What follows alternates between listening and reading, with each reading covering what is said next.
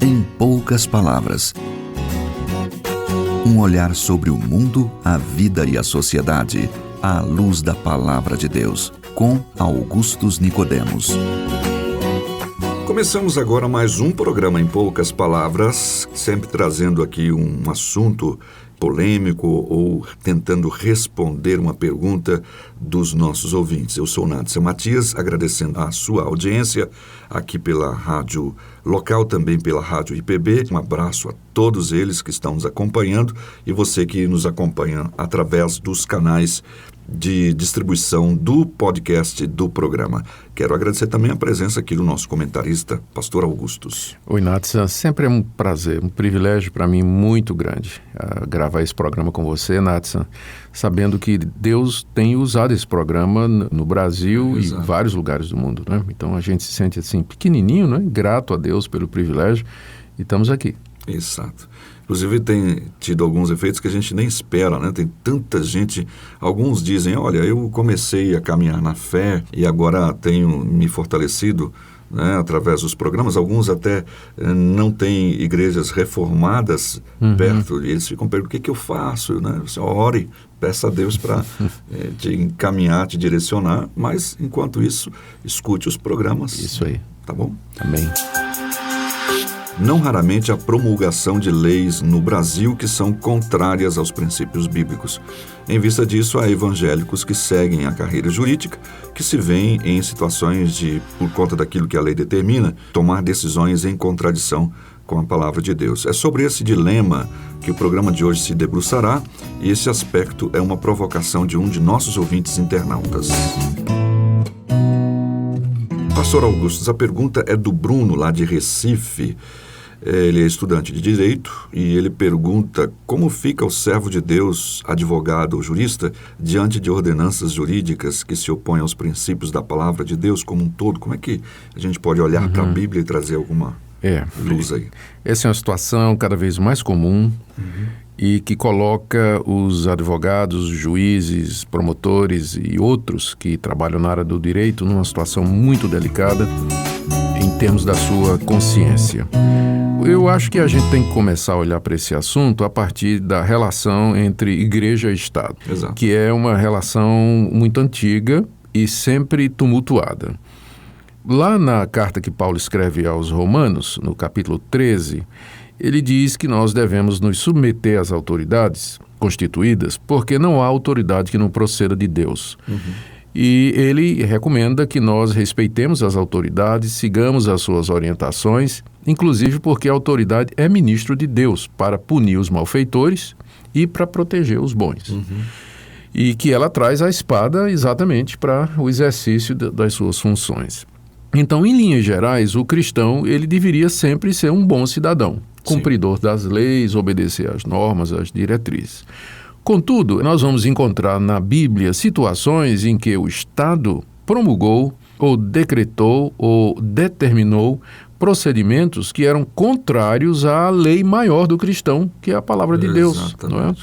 Então, se por um lado nós somos orientados na Bíblia a obedecer ao Estado, por outro, a lealdade final e última do cristão é a sua consciência essa presa à palavra de Deus, aquilo que ele acredita que de fato é a palavra de Deus, ou que a palavra de Deus está ensinando. E isso, cedo ou tarde, vai colocar o cristão, não é só o jurista, né? Aí vai outras áreas de trabalho. Em outras áreas, vai colocá-lo em situação de conflito.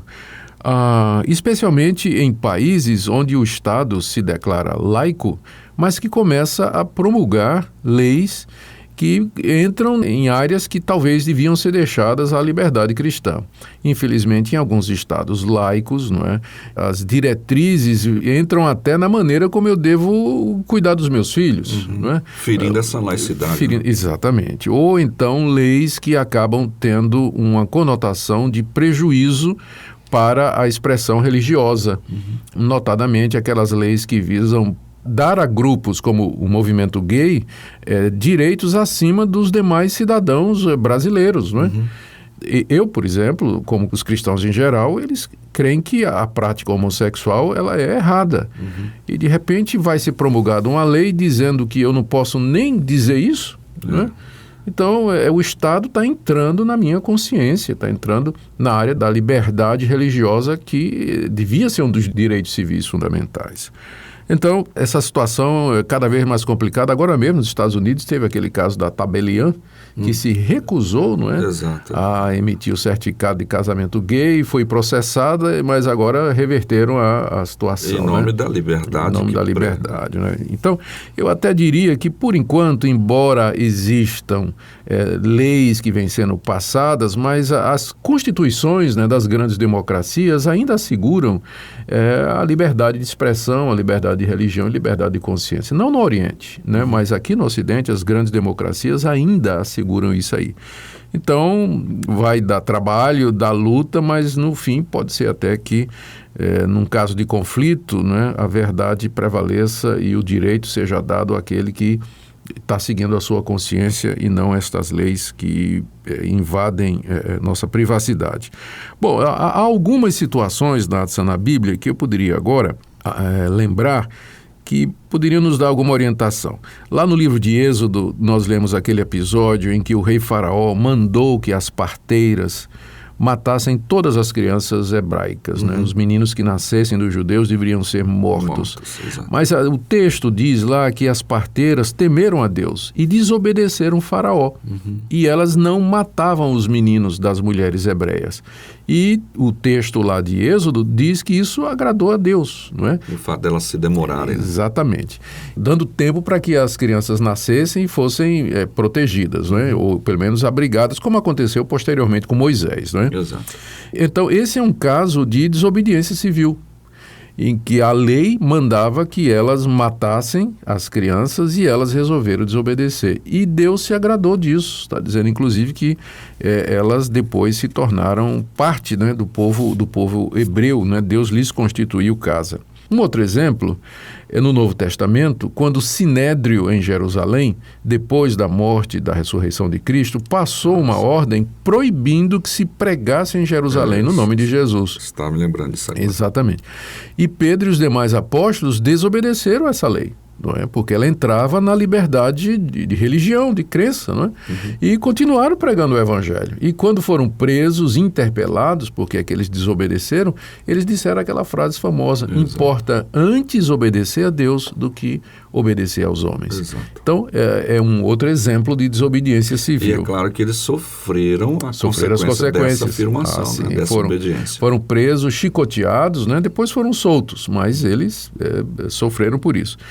No geral, os cristãos do primeiro século, eles desobedeceram a decretos imperiais que tornavam obrigatório o culto ao imperador. Então, era obrigatório a todo cidadão romano, se não me engano, a única exceção era os judeus, porque o Império Romano sabia que se fizesse isso ia dar uma revolução, não é? Mas a lei geral do Império Romano era que todo aquele debaixo do domínio de César deveria frequentar ou ir a um templo erigido em homenagem a César, onde tinha uma imagem dele, e ali queimar incenso a César e dizer: César é Senhor.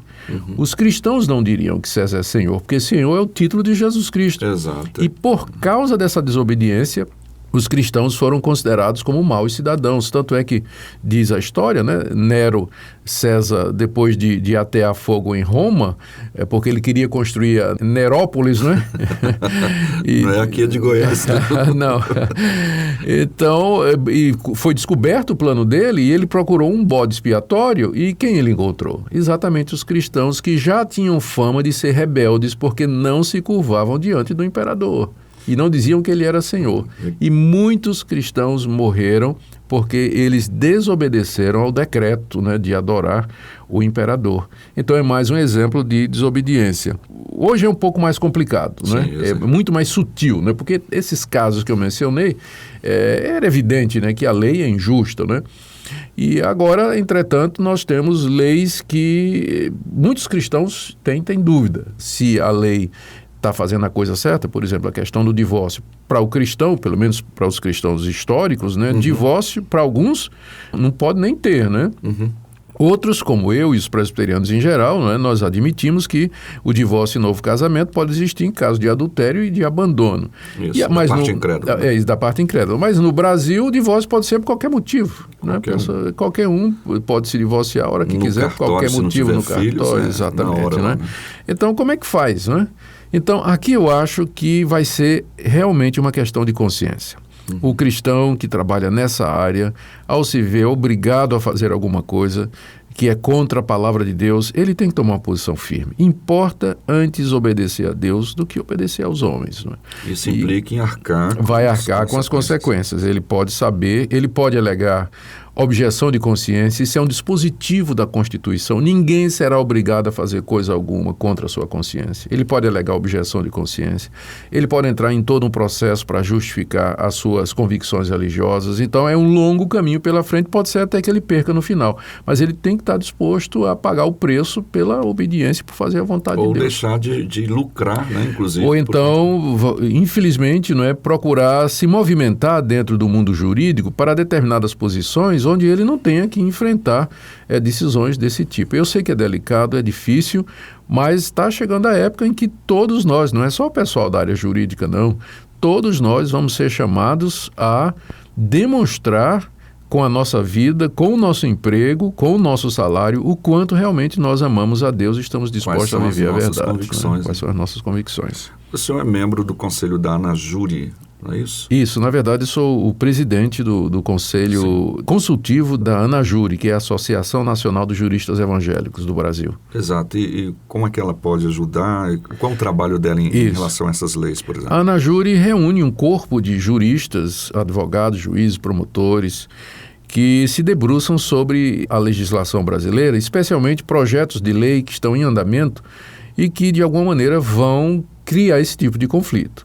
Então, já a ANAJURI participou de diversas intervenções, mais recentemente na questão levantada pelo ativismo gay, da promulgação da lei da homofobia. Então, a ANAJURI teve uma participação muito positiva nisso, né, para que essa lei não fosse avante. Questão de ideologia de gênero também, a ANAJURI também participou. É uma das poucas entidades que são chamadas pelo governo na hora do debate público sobre determinadas leis. E também, recentemente, a ANAJURI participou, juntamente com outras lideranças religiosas, da entrega de um manifesto pela liberdade de consciência e de religião, que inclusive foi entregue, eu não sei se isso vale alguma coisa mais hoje, mas ao vice-presidente Temer, ao Eduardo Cunha e ao Renan. Mas é o caminho, né? Por enquanto eles estão ocupando essas posições aí. E nós protocolamos junto a todos eles esse Estatuto da Liberdade Religiosa, né? Então, temos feito alguma coisa nesse sentido. Ótimo. Então, ficamos por aqui. Nosso tempo não deu. Eu gostei do programa porque deu esse parâmetro geral para responder. Eu acredito sim que a pergunta do Bruno, né, tem aí pelo menos alguns parâmetros para ele seguir encontrando aí algumas respostas. Um abraço para você, nosso ouvinte. A gente volta no próximo programa, pastor. Muito obrigado pela sua audiência. Abraço aí para o Bruno de Recife, onde eu me criei. A todos os recifenses também. Tá bom, então. Tudo posso naquele que me fortalece. Não preciso me afligir com coisa alguma. Tudo posso naquele que me fortalece. Não preciso me afligir com coisa alguma. Já aprendi o segredo pra viver contente em qualquer circunstância. Seja na fartura ou na necessidade, louvo ao Senhor. Tudo posso naquele que me fortalece. Não preciso me afligir com coisa alguma. Em poucas palavras. Um olhar sobre o mundo, a vida e a sociedade, à luz da Palavra de Deus. Apresentação, Nadson Matias. Comentário, Augustus Nicodemos. Um programa da Primeira Igreja Presbiteriana de Goiânia, Rua 68, esquina com 71 Centro. Visite o nosso site www.pipg.com.br.